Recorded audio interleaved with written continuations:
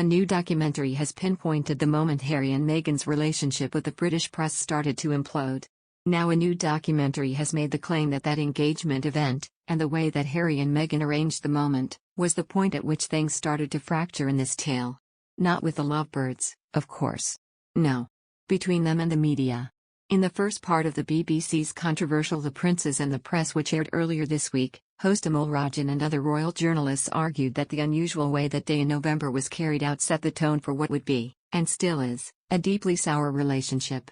A royal engagement is typically an opportunity for the bride to meet the press informally, Rajan says in The Princes.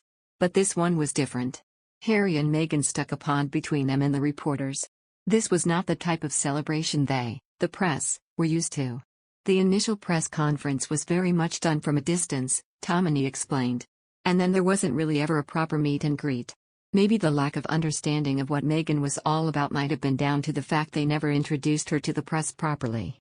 Richard Palmer echoed her comments, saying, "One of the mistakes they made was not engaging at all with the media."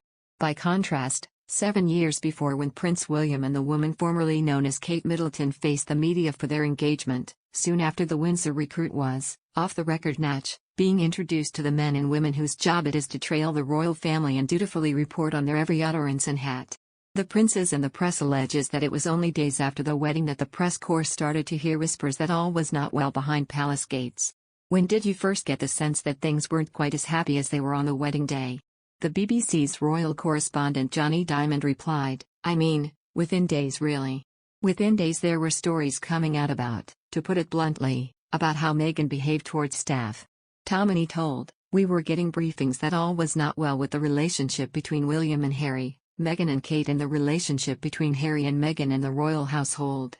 It would be 6 months later, in November 2018, that the first story would emerge in print painting Meghan in a less than flattering light when The Sun aired claims about an alleged brouhaha which has come to be known as Tiaragate.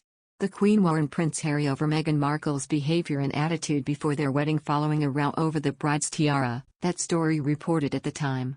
On October 1, the couple announced that Meghan was suing the Mail and Sunday's parent company for publishing parts of a letter she had sent her estranged father, with Harry releasing a statement talking about the painful impact of relentless propaganda of the press. Days later it was also announced that he was suing the owners of The Sun and the Mirror newspapers for alleged phone hacking. Around the same time, on October 3 and during the couple's highly successful tour of southern Africa in September 2019, Harry was caught on camera scolding Sky News royal correspondent Rhiannon Mills. Earlier this year, Harry told Oprah Winfrey that the UK media was one of the reasons they had left. The question here is, what did Harry and Meghan want and expect? As much as it pains me to my feminist core, royal wives have always faced a grueling trial by media in their early days of HRH life.